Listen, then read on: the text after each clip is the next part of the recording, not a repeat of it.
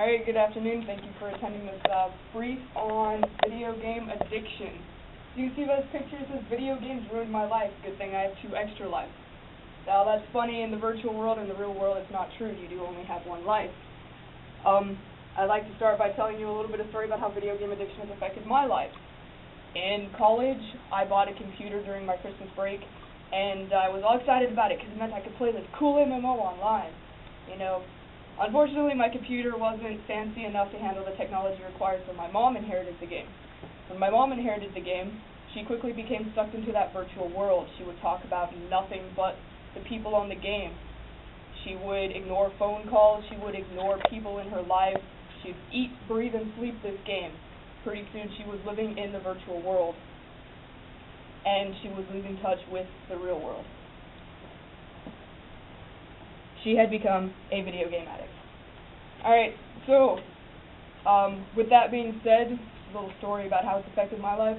We're going to talk about what makes video games addictive, some signs and symptoms that you can spot in people so you can know when to take action, and the effects, both physical and social, of video game addiction, some alternatives to playing video games so that you can help people who are addicted move back into the real world, and finally, what you can do. So, why are video games addictive? Besides the fact that that game companies make games to be addictive, there are key points as to how they are addictive. Getting the high score, that ties into human nature, competitiveness. With all the games being online now, people want to continue to be the best. And the only way they can continue to be the best is by keep playing the game and get better and better and beat high scores. For games that aren't online, there's always beating the game. Now, some games are really long and some games have a lot of side stories, a lot of side quests. That makes them time-consuming, and people continue to want to reach the end point of that game. There's role-playing. Role-playing is mostly effective when it comes to mega multiplayer online role-playing games. Games like World of Warcraft and EverQuest. These people create personas of themselves, avatars of themselves, and they live in this world, and they make friends in this world, and they discover things in this world, which is the next to discovering relationships. People who are addicted to games, they constantly want to discover what's next, and the game companies keep coming out with expansions that just add more content, and it just ties into continuous discovery and relationships. Of course, generally people who play games, they form friendships online and they want to talk to those people all the time, and it just keeps sucking them into games. So, here are some signs and symptoms for adults.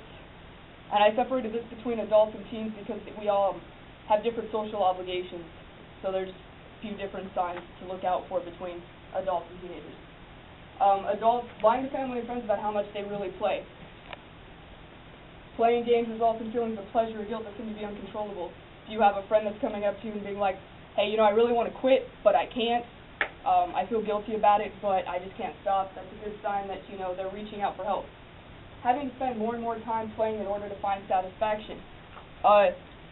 If you knew somebody who could play for an hour a day and be fine, and all of a sudden they have to play 6-7 hours and they still can't get enough, sure sign that they're probably addicted. Withdrawal from family, friends, coworkers. If people start becoming distant, you used to be able to go out to dinner with them, hang out, whatever, and all of a sudden they're making up excuses.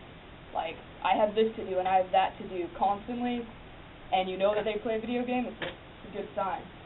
Increased spending in virtual items, computer upgrades, or gaming systems. With Facebook and Mafia Wars and games like that where you can use real money to buy tokens so that you can become more powerful, all of a sudden somebody's paycheck is disappearing to that, you should probably have them seek some help. And of course, for coworkers and friends, if they're constantly appearing tired, their work performance is degrading, it's probably because they're staying up all night playing games. Now, some signs and symptoms in teenagers. Preoccupation.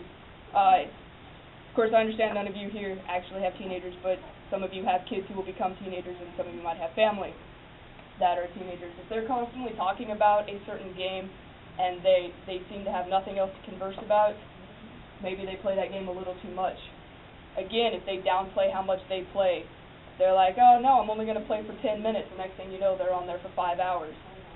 That's noticeable lack of control. Video game addiction sometimes they can have negative impacts on other areas of their life. For people who go to school, their homework's not getting done. Their personal appearance might start slacking.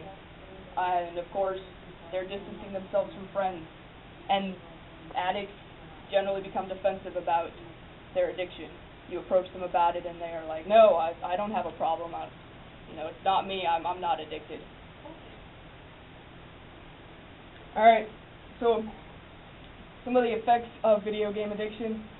Migraines. When you sit in front of a TV, you sit in front of a computer for hours and hours. I experience it at work. I'm sure you do too. You start getting headaches, and that's your cue to step away and look at something besides a TV or a computer screen. Video game addicts don't necessarily have that control. Sleep disturbances, irregular sleep patterns. People stay up all night doing their raids on World of Warcraft or trying to get that next level in their Facebook game. So they lose sleep. They're getting a 2-hour nap here or no sleep at all. Computer chairs, couches, not exactly created to support the back. So back problems are an issue with people who continue to play games for extended periods of time. People who play games for extended periods of time who are addicted, they don't necessarily think about food. They think about snacks. So they have eating irregularities. And in extreme cases, poor personal hygiene, sitting down and sitting in front of your computer for an entire weekend instead of going out and taking a shower or something, and carpal tunnel, holding that controller in a certain position or typing on that keyboard can give you carpal tunnel at a much younger age. Some of the social effects. This is the big one, choosing between the real world and the virtual world. Oftentimes addicts will distance themselves, as I mentioned, and that means that they will start choosing to play the game as opposed to hang out with friends, which ties directly into neglect of family, friends, and work, and social awkwardness. If a teenager grew up playing video games, grew up in the virtual world, didn't really get out and socialize much, when they become adults, they didn't develop those social skills learned as young adults, and they become social awkward, and that social awkwardness pushes them back into the world they feel comfortable in, or the online world. And of course, gamers, they invest so much into their game, and addicts invest so much into their characters that they're unwilling to invest into anything in the real world because they just don't feel that it brings them as much satisfaction as investing into a game does. And this is the worst effect of video game addiction. And I know this is a lot to absorb, so I'm just going to hit a few key ones. These are the notable deaths that have been caused because of people who have been addicted to video games. In South Korea in 2009, parents let their 3-month-old die from neglect while raising a virtual child. In 2005, a man pleads guilty in the United States to 2 counts of manslaughter, allowing his 10-month-old brothers to drown while he played Game Boy in another room. Obvious neglect because he was addicted to video games. A mother shakes her baby to death after child's crying interrupted her playing her Farmville on Facebook. These may seem funny, but they're very serious. People die and they let they injure their family members, or even allow their family members to get killed because of this serious addiction. So, what is there to do besides play video games? Get outside. Go do something with friends and family. Play a sport, join a club, get a hobby that's not playing video games. Exercise, work out, learn something new. Go create a new life for yourself outside of the virtual life. And finally, this is what I urge you to do to help yourself not become an addict and to help those who might be on the path to addiction. For yourself, monitor your own game time. Listen to others who may be worried about you. If somebody says, hey, I think you play a little too much, take that to heart and maybe cut back a little bit.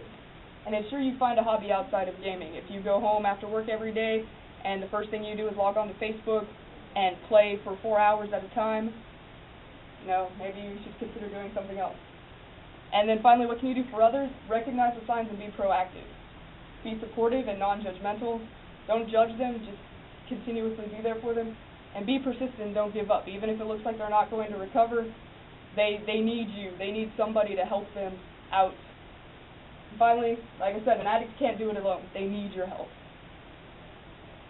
Alright, so before I take any questions, I'd just like to end on the note that being a family member of somebody who was a video game addict, it required an intervention pretty much of our entire family, so that my mom would pull herself away from that online game and that online world and realize that she has a family and friends outside of the virtual world.